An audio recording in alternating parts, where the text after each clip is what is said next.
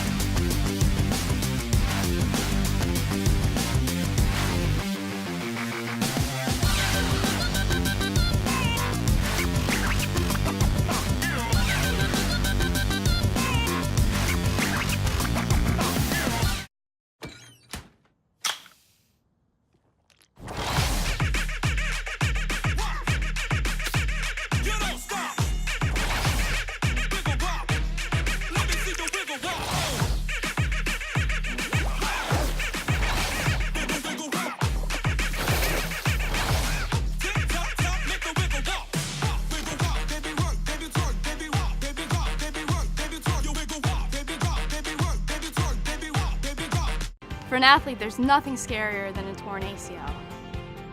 Athletes trust us with their care and their careers because we're a recognized leader in sports medicine. Get back to your active life sooner with MedStar Sports Medicine. Wise Market's ice cream plant is based in Sunbury, Pennsylvania, and locally owned and operated. We've been making our ice cream for nearly 50 years. We create roughly 70 flavors of ice cream right now. We use local ingredients, especially our cream, which is from our milk plant. The cream is what gives our ice cream a rich and creamy texture. Now, together with our customers, we've created a product called Peanut Butter Indulgence, which will be coming out this summer. It's a peanut butter ice cream with sea salt caramel swirl and chocolate-covered pretzel. How could you go wrong with that? Personally, I love our ice cream. If you come to our house at any given time, you'll find at least 5 packages of ice cream in our freezer. Our kids grew up eating Wise quality ice cream, and now we get to treat our grandchildren to it. It's been a pleasure for me to be tasting ice cream for over 40 years for Wise Markets, and I'm loving every minute of it. Hello and welcome inside the Towson Sports Network studios for today's episode of the Tigers Basketball Report. I'm your host, Spiro Morekas. The Tigers made the long trip down to the Carolinas with games against the College of Charleston Cougars and the Phoenix of Elon. Let's take a look at the highlights of those ball games. Works it up top to Morcell. Mike gonna fire another three. This one is good. Mike Morcell cans the three, and it's 5-4 in favor of the Tigers. Back to Bailey. He'll launch a three-point shot, and it's good. Bailey with his 8th three-pointer of the year, and it's 15-12 in favor of Towson. Give it off to Cheely. Cheely comes down, fires a three. Good. We're tied at 17. With 7:15 remaining here in the first half. Alex backing in on a Donahue, turns, banks it too strong. Tap is good by Keith. Eddie crashing the boards, gets the bucket. That's his first points of the ball game. We're tied at 19 with 6:02. Back to Adalamoto, up top, swinging right side, Starr for a three, and it's good. Brian Starr with his 7th three of the year. And the Tigers with a 4-point lead, right to Morcell, intercepted by Riller. Riller goes in, lays it up, and scores. 26-24 out to Riller. He gets it up top. Cheely wide open for a three, and he hits it as the shot clock goes off. 30-27, Tigers by 3 with 50 seconds left in the half. Starr going to drive in. He'll put up a little 6-foot jumper and hit it. Brian Starr with 7 leads the Tigers.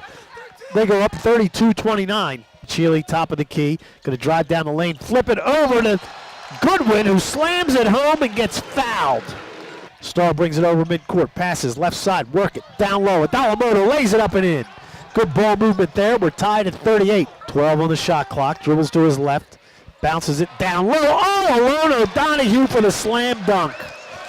42-41, O'Donohue with his first basket. Bryant flips it down low. Adalamoto lays it home, and the Tigers down 5, 56-51. William with 15. Martin over midcourt. Martin going to drive down the lane, lays it up and scores. Timeout, Pat Skerry. 37.4 seconds left. The Tigers are down 3. Adalamoto gives it off to Keith. They run a weave out front. Mormon drives, lays it up, and good. Deshaun Mormon with 3 points, and the Tigers up 7-4. Ball loose underneath. Gorham picks it up, throws it out to Zane Martin. Martin will fire an 18-footer. No, a three-pointer. Looked like his foot was on the line, but no, he hits it. And the Tigers up 10-4. Eddie going to drive. Eddie feeds out to Morcell. Wide open for a three-point shot. Good. And Mike Morcell with 5 points in his 2 minutes of play, and the Tigers with their biggest lead, 19-6, and it's picked up by Thompson. Thompson going to drive. Thompson goes up. Basket is good, and he's fouled. 15 on the shot clock. Pass back in the right corner. There's a three taken and hit by Kondrodis. 6'11" guys making threes. You know you got problems. He's made 6 this year. Going to drive, flip it in the right corner. Santa Ana for 3, good. Elon up 28-25. Thompson bounces it down low to Anton, knocked away by Mormon, into the hands of Davis, ahead to McNeil. Going to drive, lays it up and scores. 33-29, Tigers down 4 with 1:15 remaining in the half. Feeds out to Mormon. Mormon will take the jump shot, and he hits from 17 feet. 38-35, Tigers down 3 with 16:23 to go. Mormon comes down inside the three-point line, pulls out to John Davis. He drives, banks it up, basket rolls around 3 times and goes. And the foul. Dawkins gives it off to Eddie, to Thompson, wide open for 3, and he hits. Dimitri Thompson with 9, Tigers down 4. 15 on the shot clock, up top to Sebring. Sebring gives it back, Santa Ana for 3, and he hits. 55-47, an 8-point lead with 7:08 to go. Mike going to drive the baseline, banks it, and scores. Mike Morcell with 9, the Tigers down 55-49 with 6:45 to go. Drives, flips it in the left corner, swoop for 3, and he nailed it. Tigers down 10, 65-55 with 1:40 to go. Arnaud William Adalamoto had 15 points against the Cougars, and Deshaun Mormon had 13 against the Phoenix. As always, I'm joined by the head coach of the Tigers, Pat Skerry. And Coach, I know you're not one for excuses, but a rough road trip to start the year for the Tigers is you play at Madison on a Monday, then you come home, then on Wednesday you have to leave, go down to Charleston, play that game, travel, go to North Carolina, and they're not exactly right next door to each other. It's 5-6 hours in between the two. But I don't think people get a sense of how tough it is when you are on the road.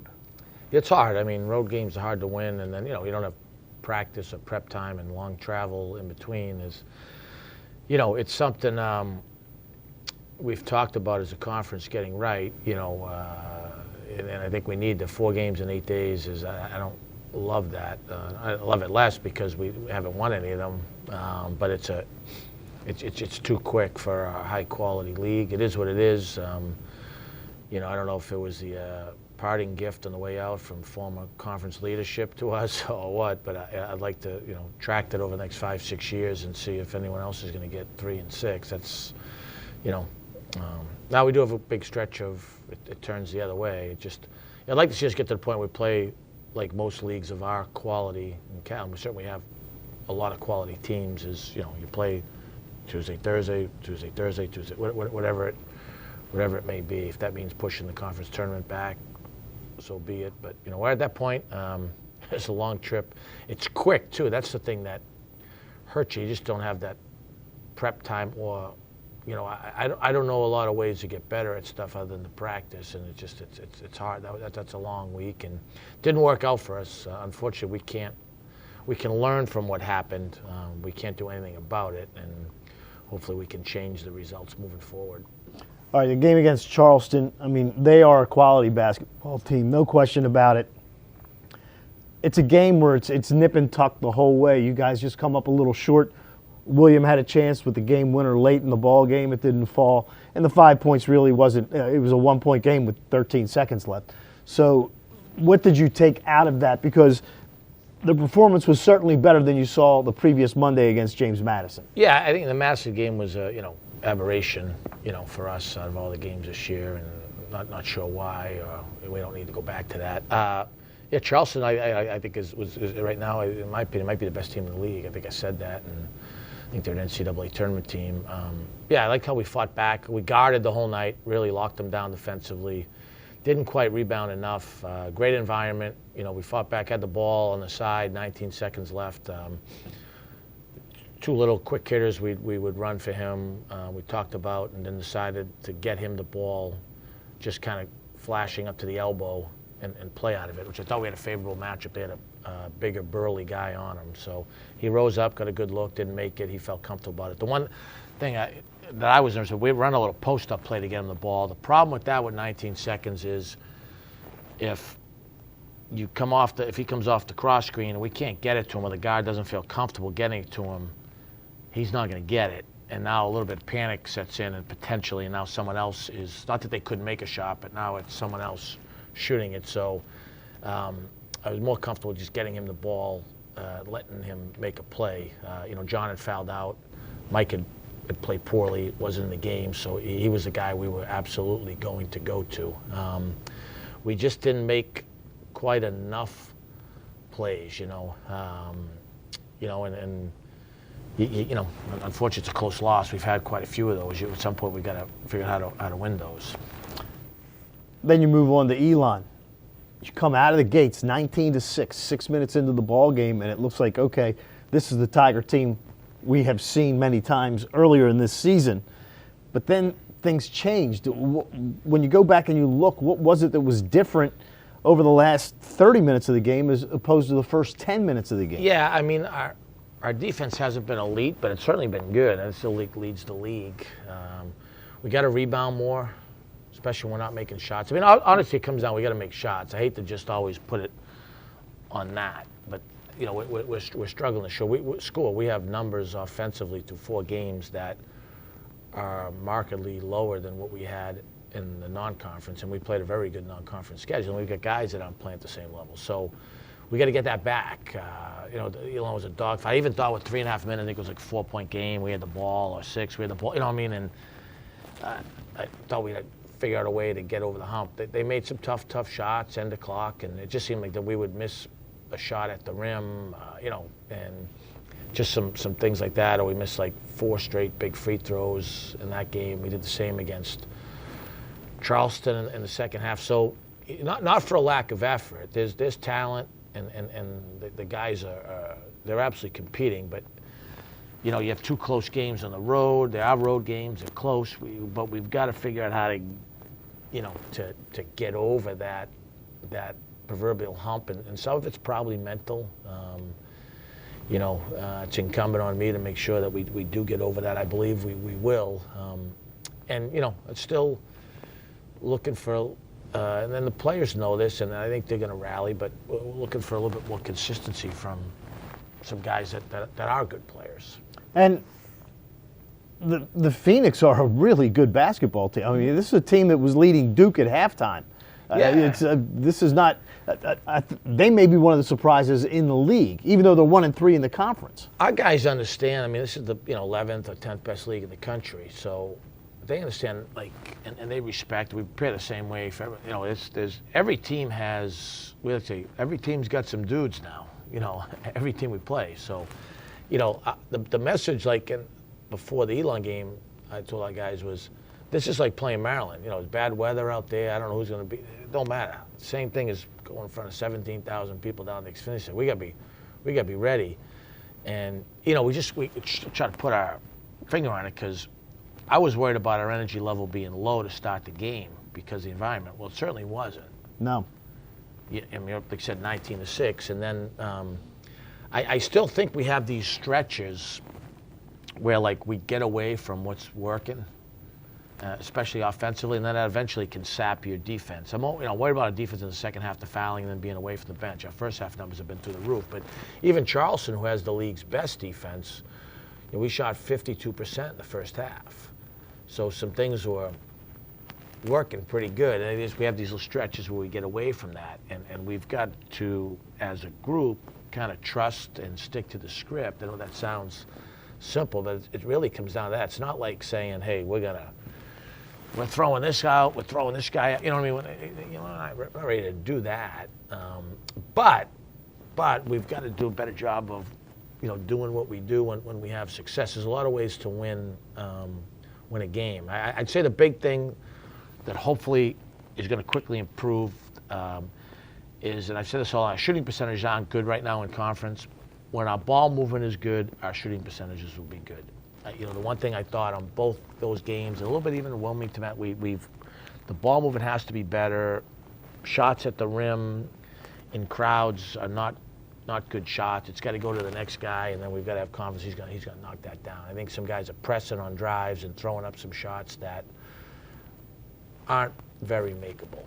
The best part is if you're going to have a losing streak, better to have it early than to have it late. And still 14 conference games left. Yeah, we're not paying any of that stuff. It's like, we had a long meeting yesterday, and it's, how'd it go?